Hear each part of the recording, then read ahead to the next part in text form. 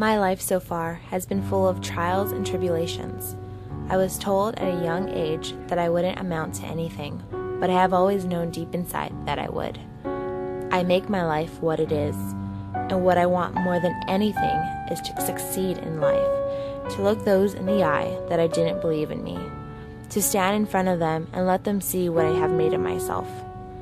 I am now Marie Cashpaw. I am a strong-willed woman who will stop at nothing to get what I want. I've always known that I am more than what everyone thinks of me. I've known this since I was a young girl, that I would find a way to achieve my goals and status. I married a handsome man who I knew could be turned into something that others would respect and look up to. Nectar Cashpaw, my husband, he is now this town's tribal chairman. I know that he wouldn't have come so far without me. Also, my children are part of my identity. They prove to others that I can raise intelligent, well-behaved children. Some of the children I have lost, but I have also created many and have also saved others from death. These thoughts come to mind as I walk up the hill to the convent to visit the nun who scarred my hand long ago. My daughter walks with me.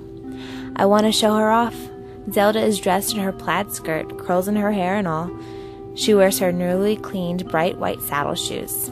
It's funny to think how different she is from me at that age.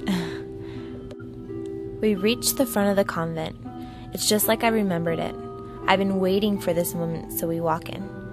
Once we were inside, I began to remember what happened to me while I was here. It's been over 20 years now, but the memories are crystal clear.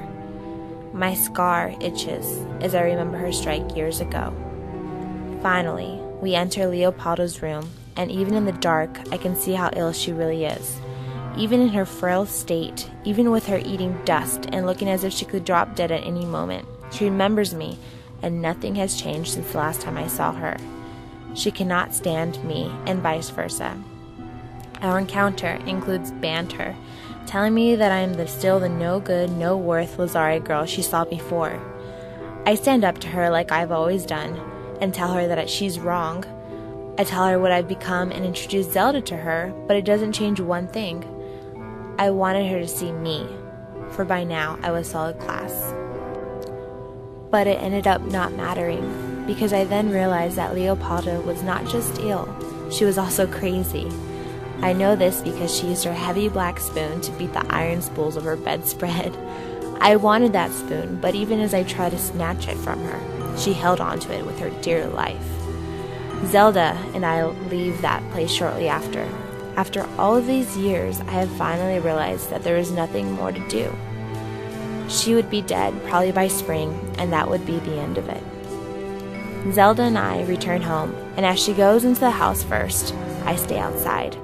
Shortly after, Zelda stands by the door and searches for my eyes. It's a look I've never seen before. I don't feel right. I feel as though something bad is about to happen. She holds a note. My heart sinks. I close my eyes and I tell myself that I am Marie Cashpaw. Marie, star of the sea. I'd shine when they stripped off the wax. No matter what that would read, I have always found a way through the most difficult of times, and this will not be any different.